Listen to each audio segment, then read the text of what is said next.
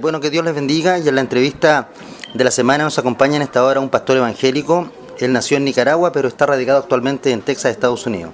Es teólogo, especialista en escatología, es un escritor también, experto en ciencias políticas, conductor del programa radial El Mundo Actual, presidente y fundador de la Fundación para Refugiados en Centroamérica, conferencista, asesor y consejero espiritual del actual presidente de los Estados Unidos, Barack Obama. Nos referimos al doctor Antonio Bolainis, al cual le decimos bienvenido a Cristo es tu ruta. Bueno, gracias, Dios les bendiga, un placer también poder saludarlos a todos en este medio, una forma muy especial, y decirles que les amamos en Cristo Jesús.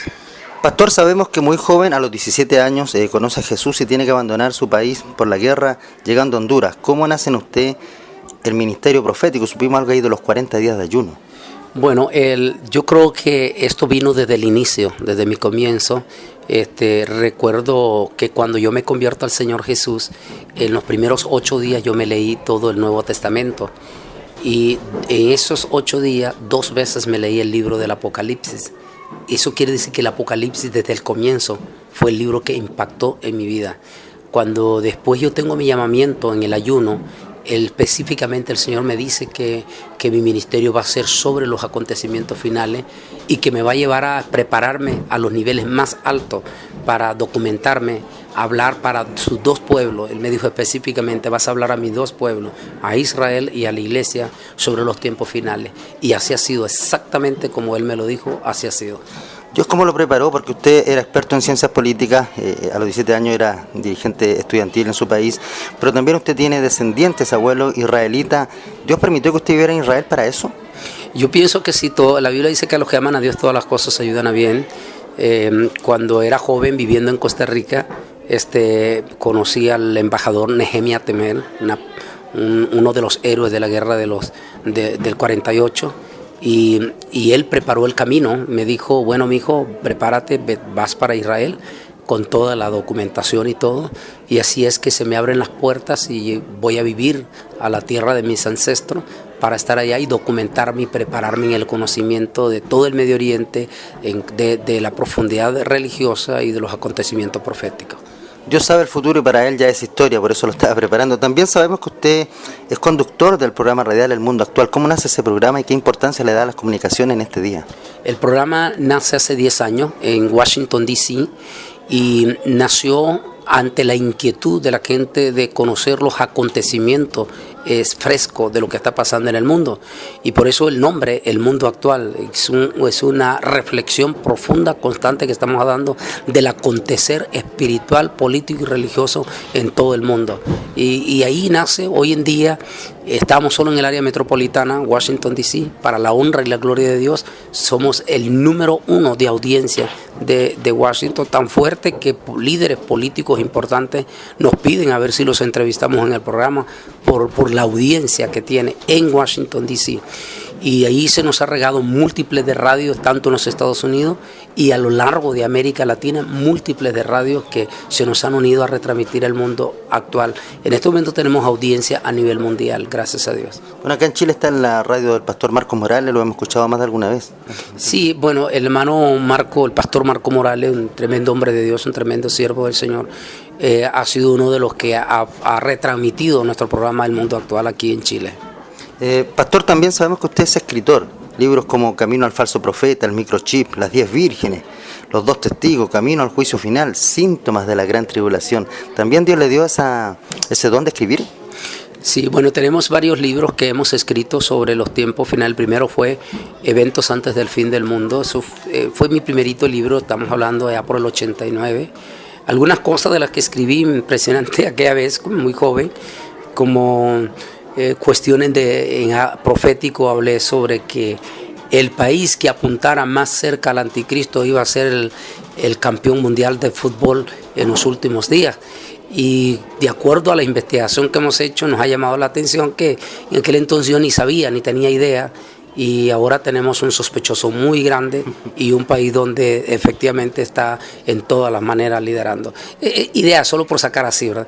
Y ahí es que ha venido escribiendo constantemente. El último de ellos ha sido Camino al falso profeta, que es un análisis profundo sobre el actual Papa, sobre los orígenes de él, sobre lo preparativo del falso profeta.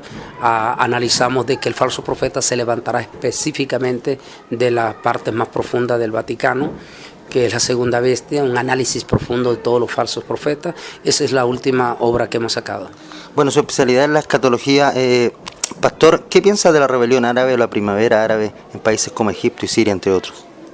Esto es sumamente peligroso, inclusive recordemos que los árabes están esperando una profecía, que es la profecía del 12º Mahdi, que es conocido como una especie del Mesías árabe.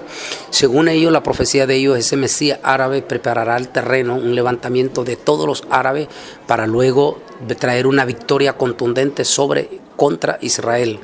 En cuanto a la Biblia habla de una guerra previo al fin del mundo que se conoce como la guerra de Gog y Magog. En ambos lados se puede ver que el terreno está preparado.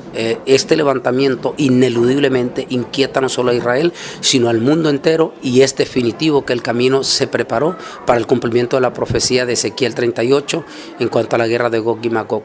Lo que está pasando ahorita en Egipto, ya Egipto se puede decir que no es amigo de Israel. Lo que está pasando en el levantamiento de nosotros pueblos, y más preocupante todavía lo de Siria, porque Siria es un cachorro de Irán y podría en determinado momento Irán utilizar a Siria para provocar a Israel y meter lo que conocemos la guerra apocalíptica. ¿Está ocurriendo la destrucción de Damasco o tiene que ser peor lo que está pasando hoy día en Siria? Es posible que esto que está pasando ahorita, de ahí venga el cumplimiento de la profecía de Isaías en cuanto a Damasco. Yo toco un tema y una hipótesis de que es posible que Irán, ante los rumores y todo de que Israel lo va a atacar, es posible que Irán trate de adelantarse y trate de sorprender a Israel lanzando un proyectil con armas atómicas, pero que Dios pueda confundir ese proyectil y en lugar de caer en Israel caiga en Damasco, y así cumplir la profecía que dice Isaías de que Damasco desaparecerá en cuestión de instante. Hoy es viable, como lo que estamos viendo en este momento, esa profecía es viable. La consulta que le iba a hacer y que usted algo contestó, esto de Israel contra Irán, ¿es Gog y Magog o es el principio de Armagedón o esta guerra es inevitable? Es que Gog y Magog es el principio del pre-Armagedón. Recuerde que Gog y Magog es el inicio de Armagedón que finaliza 7 años después en el Armagedón. O sea que Gog y Magog le podríamos llamar igual el pre-Armagedón, no el Armagedón, sino el pre-Armagedón. Es la guerra en el Medio Oriente, con todos los aliados del Medio Oriente regionalizado, con el espíritu de Amalek. Le llaman en el judaísmo el espíritu maldito de Amalek, que es Gog. Es un líder. Gog no es el anticristo. Gog es un líder militar en el Medio Oriente que se levantará en los últimos días con el espíritu de odio para levantar a las naciones en contra de Israel y desatar en la guerra de Gog y Magog para obligar el pacto de paz, entonces, o el inicio de la semana 70 de Daniel. De manera que Irán sí juega un papel importante en esto, porque está mencionado en Ezequiel 38 como uno de los países que encabeza esta rebelión, como el país de Persia. De manera que lo que estamos viendo con Mahmoud Ahmadinejad, que por cierto también en la profecía se extiende a América Latina. Específicamente dice que los vasallos de Tarsi se le unirán a Gog y a Magog. Tarsi se identifica también con España, pero cuando dice vasallo no está diciendo que es España, sino que dice pueblos colonizados por España. Y por eso nos llama enormemente la atención los últimos años los vínculos de Irán con América Latina, específicamente países que ya están totalmente en el bloque de Irán, como es Venezuela, como es Bolivia, como es Ecuador, como es Nicaragua, Cuba, y en cierta manera coqueteando Argentina y algo otros países allí. Bueno, como usted decía, el presidente Mahmoud Ahmadinejad dijo que a Israel había que borrarlo del mapa, y parece que Dios los quiere borrar a ellos, porque ayer hubo un terremoto muy fuerte en Irán y hubieron más de 117, 120 muertos. También Hugo Chávez dijo que de las entrañas maldecía a Israel, en sus entrañas hoy día tiene cáncer, algún estudio que usted hizo. Entonces, pastor, por los acontecimientos mundiales, la variación del clima, el pecado y las señales de Mateo 24, ¿es inminente el rapto de la iglesia? Definitivamente. Hoy sí, todas las evidencias que estamos viendo, absolutamente todas las evidencias demuestran que el arrebatamiento está a la puerta.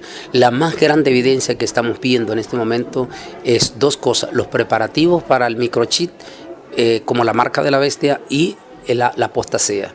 Una apostasía que, lejos de menguar, está creciendo enormemente. Esas dos son contundentes pruebas de que el arrebatamiento está a las puertas. Usted, como asesor o consejero, o no sé si ha hablado con Barack Obama, el presidente de los Estados Unidos, ¿qué opina usted del aborto, del casamiento entre homosexuales y esto del microchip? Porque ha llegado acá el rumor, no sé si será cierto y queremos confirmarlo con ustedes, que en abril del 2013 ya se implementa el microchip por la reforma sanitaria en los Estados Unidos. Sí, bueno, quiero aclarar de que en realidad yo no soy asesor del presidente. Fui solicitado, se me pidió de una forma generosa de parte de él que fuera uno de sus asesores. Por cuestiones de mi ministerio yo no pude aceptar el cargo, pero sí hemos estado cerca de él en consejería también, e inclusive se ha hablado ese tema, pero recuerde que estas son cuestiones, para ellos son cuestiones políticas, más cuestiones políticas que convicciones. En ese aspecto, y ese es el mundo de la política, debemos de entender eso. El mundo de la política busca sus objetivos políticos, así es que en eso, pero sí se le ha hablado directamente lo del microchip. Es cierto de que el próximo año en la nueva ley de reforma se va a pedir el microchip, a recomendar. Lo que no es cierto es que va a ser obligatorio. Lo que sí es cierto es que va a ser recomendado para los ancianos y para los niños que reciben un sistema ya que se conoce como el Medicare. El Medicare es ayuda del gobierno que reciben niños pobres o los ancianos. A ellos efectivamente la ley les va a entrar el próximo año, que ya desde ahorita les están mandando ya cartas diciéndole, y claro, lo están pintando bien bonito, se lo van a pintar bien bonito, de que esto va a traer beneficios, que va a llevar el tipo de sangre de ellos para una emergencia, una serie de cosas. Si a un niño se lo raptan, un pederasta podrá ser inmediatamente identificado por el satélite. O sea, le van a dar una serie de cosas, se las están pintando bien bonitas, pero que sí es cierto, va a comenzar con los niños y los ancianos. ¿Es la antesala de la marca de la bestia? Si no es la antesala, es lo más claro que tenemos ya de camino a la marca de la bestia. Eso es lo más claro, lo más clarísimo. Ahora, lo que nadie sabe es que el nuevo microchip que viene ya insertado, ya viene con el código de barra dentro. Y recordemos que el código de barra tiene un valor numérico de 666. Ese código ya viene dentro del nuevo sistema de microchip. Pastor, ¿qué le parece que Billy Graham, un conocido predicador norteamericano, haya dicho que Estados Unidos está en decadencia moral, como ocurrió con Sodoma y Gomorra? ¿Es así? Definitivamente, independientemente de algunos que hablan mal de Billy Graham, diga lo que diga, tal vez como ser humano nadie es perfecto. Tal vez un más grave error que él tuvo fue haberse identificado en aquel momento con Roma, pero todos los seres humanos tienen sus errores. Pero doctrinalmente a él no se le puede acusar de error doctrinal. Él sigue siendo un hombre que sigue creyendo en la venida de Cristo pre-tribulación, sigue creyendo en el arrebatamiento de la iglesia y sigue siendo un predicador, a pesar de estar muy anciano. El mensaje que dio él hace 2 semanas con motivo del escándalo del restaurante de Chick-fil-A fue contundente, el mensaje del doctor Billy Graham, y definitivamente él dijo que estamos en los tiempos de Sodoma y de Gomorra, que hay una decadencia espiritual y moral sin precedentes, y su mensaje como siempre. Y yo recuerdo en el 2000 también él habló un mensaje de la venida de Cristo. Él sigue siendo un predicador eminente a pesar de su ancianidad, contundente en la venida de Cristo Jesús, independientemente de lo demás que se diga. Eso son cuestiones que, como dije, cada uno de nosotros hemos tenido errores, pero en lo doctrinal él sigue siendo igual. Pastor, ¿usted sigue sosteniendo que Felipe de Borbón y Grecia, príncipe de Asturias, es el anticristo? Mientras no aparezca el anticristo, él sigue siendo el más grande. Es como el primer candidato. Sí, lo que digo, sospechoso, el primer sospechoso. Algunos han dicho también el príncipe Williams. El problema del príncipe William es que William no apunta en nada. El príncipe, para comenzar, la monarquía inglesa no tiene ni un tan solo vínculo con el pueblo de Israel. Y recordemos que el anticristo se va a presentar como el Mesías de Israel. Y no solamente tiene que ser descendiente judío, sino que tiene que ser descendiente no solo de Judá, sino también de la casa del rey David. Y que yo sepa, y los judíos ortodoxos sepan, solo hay un monarca que es descendiente directamente de la casa del rey David y es el último que queda allá. Y este es el príncipe Felipe de Borbón, que por cierto ya no hay sucesor. O sea, él es el último en este momento. Es un hombre que sigue presente en todas las reuniones de gobernantes. Es el único príncipe que está presente. Es un hombre académicamente impresionante en todos los niveles, en las 3 escuelas militares. Es un hombre que habla más idiomas que cualquier otro personaje. Por ejemplo, el príncipe William no habla español, habla únicamente inglés. Estamos hablando de este muchacho que habla 10 lenguas, 10 idiomas, su impresionante personalidad, su reputación ante Europa y aparte es el niño bonito del Vaticano. Definitivamente el Vaticano no va a compartir su gloria con un príncipe que ni siquiera es católico. De tal manera que lo del príncipe William no es descartado, en su totalidad no tiene la más mínima, no tiene el calibre, no tiene la reputación, no tiene el carisma, no tiene la educación que tiene el príncipe Felipe de Borbón. O sea, el candidato es como Felipe de Borbón, el más. Definitivamente. Aparte, recuerde que él es visto en la masonería como príncipe de príncipe. Y Juan Carlos, cuando fue a Israel, decían viva el rey de Jerusalén, ¿no? Así es, porque Israel reconoce hasta hoy en día, de acuerdo al concordato de hace 2000 años, hasta hoy en día Israel reconoce que al único rey que reconoce es a los reyes de España. Y por sus cuestiones sanguíneas, que los judíos saben, el rey Juan Carlos lleva asuntos sanguíneos. Así que ellos lo saben. Cuando él fue a España y esa multitud salió gritando, queremos al rey, tenemos al rey, es porque ellos sabían quién era Felipe, don Carlos de Borbón. Pastor, ¿cuál es su opinión del Código de la Biblia? El Código de la Biblia yo creo que jugó un papel muy importante y no es para los gentiles. El Código de la Biblia más bien yo creo que era para los científicos y para el cierto rabinato de gran envergadura, porque eso ha hecho que muchos rabinos estén ahora siendo seguidores de Yeshua, pero en secreto. O sea, ni se identifican como mesiánicos ni nada, son judíos secretos directamente. Y los científicos ha hecho que muchos científicos abran los ojos y ahora estén mencionando más el libro del Apocalipsis. Así es que tuvo su objetivo el Código de la Biblia. Pastor, también hoy en día ¿existe el apostolado? ¿Es una señal de apostasía? Porque hoy día los pastores ya no son pastores, son apóstoles. ¿Existe esto en este tiempo? El apostolado fue contundentemente finalizado con los 12 apóstoles. No existe sucesión y eso fue contundente. Por ejemplo, algunos padres de la iglesia fueron contundentes. Por ejemplo, Tertuliano, recordemos en el siglo II, Tertuliano dijo, muéstrenme a una iglesia que haya sido fundada por uno de los pastores y a uno de los sucesores de esa iglesia que demuestre que él vino por sucesión apostólica y entonces los aceptaré como apóstoles. Esas fueron las palabras de Tertuliano en el segundo siglo. Quiere decir que en el segundo siglo estaba muy claro que el apostolado llegó hasta los 12 apóstoles en el aspecto de jerarquía. En el aspecto ministerial sí sigue vigente el apostolado, pero ¿qué es un apóstol? La palabra significa enviado. ¿Quiénes son los enviados? Los misioneros. Todos esos hombres que están en las sierras, que están en las zonas indígenas, levantando iglesias, dando su vida para levantar iglesias y todo, esos son los verdaderos apóstoles.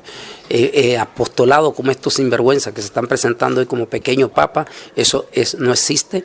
Y por el otro lado, ningún apóstol puede dar cobertura. La cobertura la da solamente el Señor Jesucristo. Como sea, el único ministerio más grande que existió no fue el de apostolado, sino el del maestro. Recuerde que al propio Jesús nunca le dijeron apóstol, sino rabino, rabí, maestro. El apóstol Pablo, nadie le hablaba como apóstol, sino que Pablo era maestro de maestro, era rabino del rabinato. O sea que el ministerio más grande ni siquiera es el apostolado, sino es el maestro. Pastor, tenemos unos amigos en común, Cristo Turruta con usted, y quisiera saber la opinión de ellos brevemente. Gigi Ávila, David Diamond, Marcos Morales. Gigi es un siervo de Dios al igual que el hermano que Billy Graham, que ya está muy anciano, con una diferente, que recuerde que el hermano Gigi está padeciendo de Alzheimer. Entonces el hermano Gigi prácticamente no recuerda.